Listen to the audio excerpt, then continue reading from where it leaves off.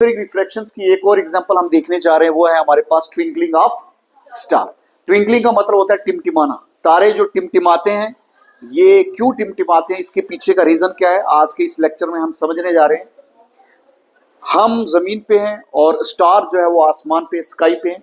तो first second में हमें लगता है कि स्टार जो है वो क्या कर रहा है, हमें ब्राइट नजर आता है, और दूसरे सेकंड में हमें स्टार डिम नजर आता है। ये जो ब्राइट डिम का जो पैटर्न है हमें क्यों नजर आता है, इसके पीछे का क्या रीजन है?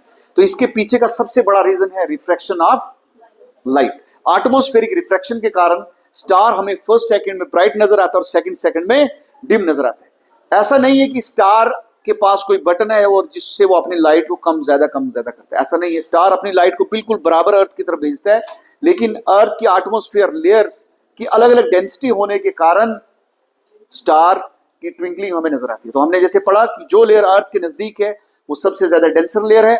जैसे जैसे अर्थ से ऊपर की तरफ हम जाएंगे तो अर्थ की लेयर, जो एटमॉस्फेयर की जो लेयर्स की डेंसिटी है वो कम होती जाएगी।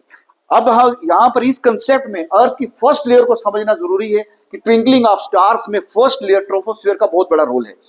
देखिए, जो एटमॉस्फेयर की फर्स्ट लेयर है हमारे पास, जो बिल्कुल अर्थ के पास है, इसमें हमारे पास गैस पार्टिकल है, डस्ट पार्टिकल है, गैस है, डस्ट पार्टिकल्स है, और उसके साथ साथ वाटर वेपर्स यहां पर मौजूद हैं।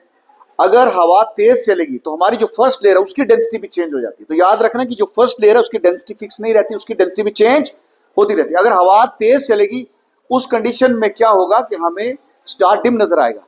अगर हवा नहीं चलेगी तो उस कंडीशन में हमें स्टार ब्राइट नजर आएगा। तो यहां पर पहली बात तो ये कि स्टार से जो लाइट अर्थ के ऊपर आएगी वो इस तरीके से जिगजैग की फॉर्म में हमारी आंखों तक पहुंचेगी, यानी रिफ्लेक्ट होते होते पहुंचेगी। तो सपोज हमने यहां पे क्या किया कि हमने यहां पर एक डॉट लिया है और इस डॉट से हमने क्या किया, 3 लाइट रेज को निकाला। कितना? 3 लाइट रेज को। अगर हवा नहीं चलेगी एटमॉस्फेरिक लेयर्स के अंदर, फर्स्ट लेयर में, ट्रोपोस्फियर में, तब ये तीनों की तीनों लाइट रेज क्या होगी, सीधी हमारी आईज के अंदर आ जाएगी, जिसके कारण हमें स्टार ब्राइट नजर आएगा। अगर फर्स्ट लेयर की डेंसिटी इमीडिएट चेंज होगी ड्यू टू तेज हवा चलने के कारण, उस कंडीशन में हमारे पास इस डॉट से सिर्फ एक ही लाइट रेस हमारी आंखों में जाएगी, जिसके कारण हमें स्टार क्या नजर आएगा, डिम नजर आएगा। तो ट्विंकलिंग ऑफ स्टार में सबसे पहले हमें याद रखना है कि ये क्यों होता है, it is due to the refraction of light. Atmospheric refraction के कारण ऐसा होता है।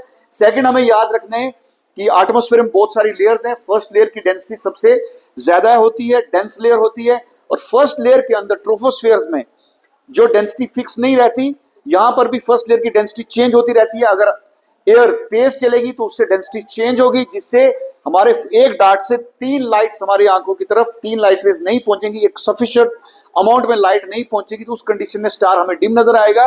अगर डेंसिटी चेंज नहीं होती तब एक डॉट से 3 लाइट रेज हमारी आंख की तरफ आएंगी, जिससे हमें स्टार क्लियर नजर आएगा और जिससे हमें ट्विंकलिंग ऑफ स्टार देखने को मिलते हैं।